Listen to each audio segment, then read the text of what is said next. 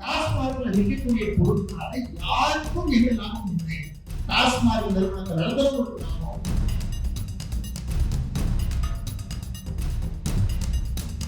ஆயிரத்தி 1987 டாஸ்மார்க் அப்படி ஒரு பெரிய நிறுவனம்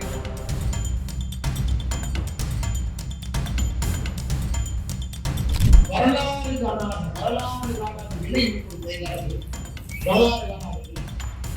ஒரு பக்கம் நமக்கு சந்தோஷம், விவசாய குடும்பங்களுக்கு நல்ல விலை கிடைக்குது. இன்னொரு பக்கம் அந்த தேங்காயை வாங்கி பயன்படுத்தக்கூடிய நுகர்வோருக்கு விலை அதிகமாக.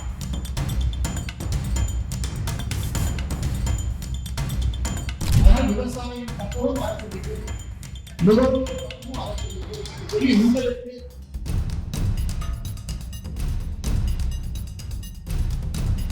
இது இயற்கையாக உருவாகக்கூடிய ஃபெர்மெண்டேஷன் ப்ராசஸ்ல வரக்கூடிய ஒரு ப்ராசஸ். ஈஸ்ட் வந்து உள்ள இருக்கக்கூடிய சுகரை சாப்பிடும்போது பை ப்ராடக்ட் ஆல்கஹால்.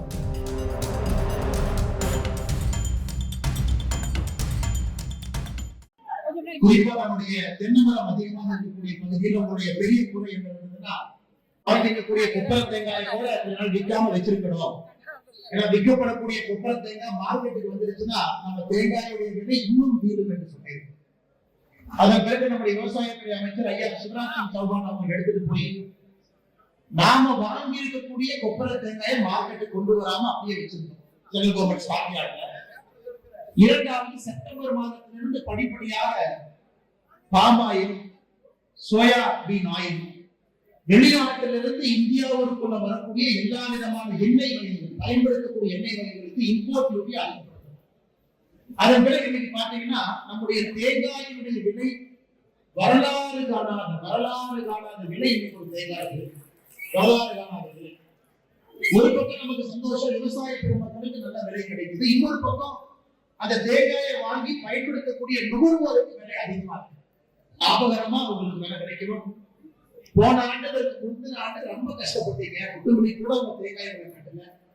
இன்னைக்கு ஒரு பெரிய தேங்காய் சந்தையில 35 ரூபாய், 40 ரூபாய், சின்ன தேங்காயா இருந்தால் 20 ரூபாய்க்கு போக ஆரம்பிச்சிருக்கு. அதனால விவசாயம் பக்கமும் அரசு நிற்கணும், நுகர்வோர் பக்கமும் அரசு நிற்கணும் என்று சொல்லி உங்களுக்கு இந்த மகிழ்ச்சிகரமான நேரத்துல இந்த நிகழ்ச்சியில நாங்கள் எல்லாம் கேட்டுக் கொண்டிருக்கிறோம் அப்படின்னு சொன்னாங்க. அமைச்சரவையிலிருந்து 6 பேர் கொண்ட குழு வந்தாங்க. நீங்க கிட்டத்தட்ட உங்களுக்கு ஏகப்பட்ட கோரிக்கை கொண்டிருந்தீங்க. இங்க இருக்கக்கூடிய விவசாய சங்க தலைவர்கள் உறுதியாக நீங்க சொல்லலாம், நீங்க அன்னைக்கு கொடுத்த கோரிக்கையில 50% மேல 6 மாதத்திற்குள்ள மத்திய அரசு ஐயா சிவராஜ் சிங் சௌஹான் அவர்கள் நிறைவேற்றி இருக்கிறார். எந்த விவசாயிகளுக்கு சார்பாக நம்முடைய தேசிய ஜனநாயக கூட்டணி விவசாயத்துறை அமைச்சர் ஐயா சிவராஜ் சிங் சௌஹான் அவர்கள் நடந்து கொண்டிருக்கிறார் என்பதற்கு கடந்த 6 மாத காலம் ஒரு சாட்சி. இந்த அற்புதமான நிகழ்வுல ஈரப்பூதான் எப்பொழுது கல் முழுமையாக சட்டப்பூர்வமாக அது பொதுமக்களுடைய பயன்பாட்டுக்கு வருதோ அன்னைக்கு முதலாக அந்த கல்லை குறிப்பு போவது நாடு அண்ணன் அரசியல் கட்சியில நம்ம இருக்கணும். நமக்கு ஒரு பொறுப்பு இருக்கு. இன்னைக்கு ஒரு சட்டம் இருக்கு, அந்த சட்டத்தை நம்ம வயலேட் பண்ணக்கூடாது இல்லையா? அந்த சட்டத்தை எடுப்பதற்காக தான் இந்த போராட்டம். அந்த சட்டத்தை எடுக்க வேண்டும் என்பதற்காக போராடி கொண்டிருக்கின்றோம். மேடையில் இருந்து அதை ஆரம்பித்திருக்கின்றோம். வருகின்ற காலத்தில் நிச்சயமா இன்னைக்கு நம்ம ஒரு விஷயத்தை புரிஞ்சுக்கணும் இல்லையா? கல் போதை இதை அனுமதிக்க மாட்டோம். 1987 அனுமதி இல்ல.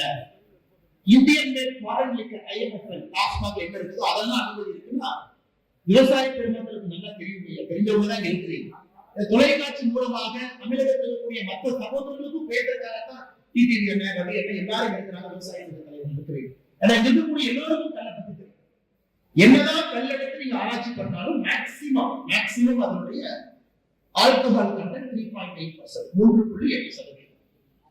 ஏன் அப்படின்னா நம்ம உடனே போதை அப்படின்னாவே நம்ம மனசுல தீர்த்து வந்ததோ போதைக்கு நம்ம வரக்கூடாது. இது இயற்கையாக உருவாகக்கூடிய ஃபெர்மெண்டேஷன் ப்ராசஸ்ல வரக்கூடிய ஒரு ப்ராசஸ். ஈஸ்ட் வந்து உள்ள இருக்கக்கூடிய சுகரை சாப்பிடும் பொழுது பை ப்ராடக்ட் ஆல்கஹால் விடுது. 3.8% ஒரு கல்லல் இருக்கு. ஒரு சாதாரண பியர் பாட்டில் டாஸ்மார்க்ல வாங்குறோம் அப்படின்னா 12% ஆரம்பிச்சு 18% வரைக்கும் இருக்கக்கூடிய ஆல்கஹால் கண்டென்ட். சில பேர் 30% வரைக்கும் பியர் இருக்குங்க. சரி இல்ல நான் ஜின்னு அதுக்கப்புறம் இருக்கக்கூடிய ஆல்கஹால் பொருளை பார்த்தீங்கன்னா 40% அதுல ஆல்கஹால் கண்டென்ட். இன்னைக்கு யாராவது கல் வந்து ஒரு போதை தரக்கூடிய பொருள் அதை நம்ம பயன்படுத்தக்கூடாதுன்னு யாராவது சொன்னீங்கன்னா அன்பு நண்பர்களெல்லாம் உணர்ந்துங்க. இதுல 3.8% நேச்சுரலி பிரசன்ட் ஆல்கஹால். அது இயற்கையாக அந்த ப்ராசஸ் உருவாக்கக்கூடியது. அதுல எந்த விதமான யாருக்கும் ஒரு போதையை ஏற்படுத்தக்கூடிய தன்மை இல்லை. உணவுப் பொருட்கள் மதுபானங்களுக்கு 12% பியர் ஆரம்பிச்சு 40% ட்ரிபிள் டிஸ்டிலேஷன். ஃபர்ஸ்ட் டிஸ்டிலேஷன் பண்ணும்போது 64% இருக்குங்க. அதுல இருக்கக்கூடிய ஆல்கஹால் கண்டென்ட். அந்த டிஸ்டிலேஷன் செஞ்சு குறைச்சு அது 40% இப்ப டாஸ்மார்க்ல விற்கக்கூடிய ஒரு மதுபானத்துடைய ஆல்கஹால் கண்டென்ட், போதையினுடைய கண்டென்ட். சோ எந்த அடிப்படையிலும் கல் என்பது ஒரு போதை வஸ்து யாராச்சும் சொன்னா நீங்க நம்பாதீங்க. ஏன்னா நீங்க இந்தியா நமக்கு பொருட்கள் போறது ஐரோப்பா நாட்டுக்கெல்லாம் போய் சில ஜூஸ் குடிச்சீங்கன்னா எழுதியிருப்பா contains traces of alcohol. ஒரு ஃப்ரூட் ஜூஸ் குடிச்சீங்கன்னா ஐரோப்பிய நாடுகள்ல சில நாடுகள்ல ஒரு ஃப்ரூட் ஜூஸ் குடிச்சீங்கன்னா அதுல contains traces of alcohol. இங்க சாப்பிட்டுச்சுன்னா ஆல்கஹால் கொஞ்சம் வெளியிடும். அது பை ப்ராடக்ட் ஆல்கஹால். அப்ப நேச்சுரலா நீங்க ஒரு ஜூஸ் எடுத்து குடிச்சா கூட எடுத்து ஆராய்ச்சி பண்ணீங்கன்னா ஆல்கஹால் கண்டென்ட் ஒரு 0.5%, 0.7%, 1%. அதனால யாராச்சும் ஐரோப்பிய நாடுகள், அமெரிக்க நாடுகள் போய் ஜூஸ் பாக்கெட் வாங்கி திருப்பி பார்த்தீங்கன்னா contains traces of alcohol வாக்கியம் இந்தியா நம்ம பயன்படுத்துறது. பிசி லியாங் அப்படிங்கிற அறிஞர் அவரும் ஆரம்ப காலகட்டத்துல இத கோகனட் ஹெர்பல் மில்க்ங்கிறாங்க. அதாவது நாங்க இன்னைக்கு கல்லுங்கிற வார்த்தையை பயன்படுத்துறோம். இயற்கையாக உருவாகக்கூடிய கோகனட் ஹெர்பல் மில்க், இயற்கை பாலுங்கிறாங்க. இதை நீங்க பாருங்கய்யா, இன்னைக்கு இருக்கக்கூடிய ஈஸ்ட் செல்ஸ், இதுல ஈஸ்ட் செல் அலைவா இருக்கிறனால நம்ம ஏன் 3.8% அதுல போதை இருக்குன்னு நம்ம சொல்றோம். ஏன் ஈஸ்ட் இருக்கிறனால, அந்த ஈஸ்ட் இருக்கிறதுனாலதான் அது தயமிக் B1 இருக்கு. அது வேற எங்கேயும் கிடைக்காது. இது மாதிரி இயற்கை பொருள்ல கிடைக்கும். ரிபோஃப்ளாவின் B6 இருக்கு. இதையெல்லாம் பேசி டிபிக்கு, ஆஸ்துமாக்கு, லங்கு சம்பந்தப்பட்ட நோய்களுக்கு எல்லாருக்கும் இது ஒரு தீர்வு. அதனால தயவு செய்து இந்தியால மத்திய அரசு நீங்க ஒரு சட்டம் கொண்டு வந்து மாநில அரசுக்கு அறிவுறுத்தி போதை இல்லாம கொண்டு வாங்கன்னா நமக்கு தெரியும். மாநில அரசு கையில் இருக்கக்கூடிய பிரச்சனை நமக்கு முதல்ல தெரியும். விவசாயத்துறை அமைச்சர் ஒத்துக்கிறாங்க. ஆமா, கல் என்பது உணவு பொருள் தான். இதுல அவ்வளவு விஷயங்கள் இருக்கு. இதை மக்கள் பயன்படுத்த வேண்டும். பேச ஒரு குறிப்பிற்காக நான் சொல்றேன். அதனால எந்த அடிப்படையில பார்த்தாலும் கல்லை பொறுத்தவரை நாம் தொடர்ந்து தடை செய்து வைத்திருக்க வேண்டிய அவசியம் இல்லை. காலம் மாறிடுச்சு, காலகட்டம் மாறிடுச்சு. 1987 காலம் வேற. அப்ப டாஸ்மார்க் அப்படின்னு ஒரு பெரிய மிருகம் இல்லை. டாஸ்மார்க் இவ்வளவு பெரிய மிருகம். இந்த மிருகம் இன்னைக்கு 50,000 கோடி ரூபாய் சம்பாதிக்கிறது. டாஸ்மார்க் மட்டும் 50,000 கோடி ரூபாய் அரசுக்கு வருமானம் சம்பாதிச்சு 1 லட்சம் கோடி ரூபாய் டாஸ்மார்க் சம்பந்தப்பட்டவங்களுக்கு வருமானம் சம்பாதிச்சு. நம்ம நிறைய பேர் நினைச்சுக்கோ டாஸ்மார்க் வருமானம் 50,000 கோடி இல்லையா? டாஸ்மார்க்கினுடைய அரசுக்கு கட்டக்கூடிய வரி, அந்த வருமானம் தான் 50,000 கோடி. டாஸ்மார்க்ல சாராய ஆலைக்கு வரக்கூடிய லாபம், டாஸ்மார்க்கு பை ப்ராடக்ட் சப்ளை பண்றவங்க, பேக்கேஜிங், பேக்கிங், சாராய ஆலையில பொருள் கொடுத்து அதன் மூலமாக இந்த சாராயத்தை செய்யறவங்க, அவர்களுக்கு வரக்கூடிய லாபம் 1 லட்சம் கோடி. நம்மளுக்கு தெரியும் வரி என்பது 30-40% தான் லாபத்துல போகும். 50,000 கோடி ரூபாய் தமிழக அரசுக்கு நேரடியாக வருமானம். குறைந்தபட்சம் 1 லட்சம் கோடி ரூபாய் டாஸ்மார்க்கை நம்பி இருப்பவங்க, சாராய ஆலைகளை நம்பி இருப்பவங்களுக்கு வரக்கூடிய வருமானம். 1.5 லட்சம் கோடி ரூபாய் லாபம் மட்டும் ஒரு வருஷத்துக்கு சாராய ஆலையும் டாஸ்மாக் நிறுவனம் எடுத்து வெளியிடுகிறாங்க. அதெல்லாம் கோடி. தமிழகத்தில் இன்னைக்கு குடிப்பவர்கள் மட்டும் ஒரு ஆய்விற்கு 1,10,00,000 பேர் இருக்கிறதா சொன்னாங்க. 1,10,00,000 பேர் இதை வச்சு கால்குலேட் பண்றாங்க. இவருடைய உற்பத்தி திறன் இந்த செயற்கை மதுவினால, கெமிக்கல்னால இவருடைய உற்பத்தி திறன் மட்டுமே ஒரு ஆண்டுக்கு 87,000 கோடி ரூபாய் ஆண்டுக்கு வருமான இழப்பு. அவங்கள குடிக்கிறதுனால அவங்களுக்கு வரக்கூடிய உடல் பிரச்சனை, வேலை செய்ய முடியாம, செயற்கையாக கெமிக்கல் மூலமாக வரக்கூடிய மதுபானங்களால 87,000 கோடி ரூபாய் இழப்பு. அப்ப நாட்டுக்கு IMF Indian made foreign liquor டாஸ்மார்க்ல விற்கக்கூடிய பொருட்களால யாருக்கும் எந்த லாபம் இல்லை. டாஸ்மார்க் நிறுவனத்தை நடத்துறவங்களுக்கு லாபம், சாராய ஆலையை நடத்துறவங்களுக்கு லாபம், வேற யாருக்கும் லாபம் இல்லை. அடுத்த கட்ட இளைஞர்களுக்கு, குழந்தைகளுக்கு, பெண்களுக்கு எல்லோருக்கும் சத்தான ஒரு பால் கிடைக்கணும். மதுவுக்கு அடிமையானவங்களை வெளியே கொண்டு வரணும். எப்படித்தான் நீங்க யோசிச்சாலும் கல்லுக்கு அனுமதி கொடுக்க வேண்டிய நேரம் வந்துருச்சு. நம்ம ஒரு பொலிட்டிக்கல் பார்ட்டி நம்ம ஒரு அரசியலா பேசுறோம், ஒரு திராவிட முன்னேற்ற கழகத்துல குறை சொல்றேன், அதிக போட்டிட்டு நீங்க எந்த அடிப்படை ஆதாரத்தை வச்சு பார்த்தீங்கன்னாலும் 1987 வேறு 2025 வேறு. இன்னைக்கு கல்வியை திறந்து விட மாட்டாங்க. அடுத்த கேள்வி இல்லைங்க. அப்ப எந்த லாபி திராவிட முன்னேற்ற கழக அரசு வழிநடத்துகிறது? சாராய ஆலைகள் யார் கையில் இருக்கு? அண்ணன் ஜெகத்ரட்சகன் அவர்கள் எந்த கட்சியில் இருக்காங்க? அண்ணன் டிஆர் பாலு அவர்கள் எந்த கட்சியில் இருக்கிறார்? இது அடிப்படையாக ஒரு விவசாய பெருமக்கள் கேட்க வேண்டிய கேள்வி.